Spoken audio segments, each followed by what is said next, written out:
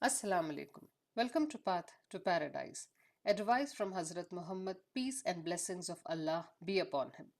Hazrat Abu Huraira, may Allah be pleased with him, says that the Messenger of Allah, peace and blessings of Allah be upon him, said, "Who is there to receive these things from me, then act upon them himself or tell someone who will act on them?" I said, "O Messenger of Allah, I will do so." So he took my hand and counted 5 things on his 5 fingers.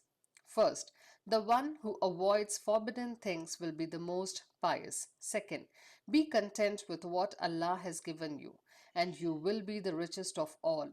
Third, treat your neighbors kindly, and you will become a true believer. Fourth, wish for others what you wish for yourself, and you will be a true Muslim. Fifth, do not laugh too much, for excessive laughter deadens the heart. Thank you. Please subscribe to our channel.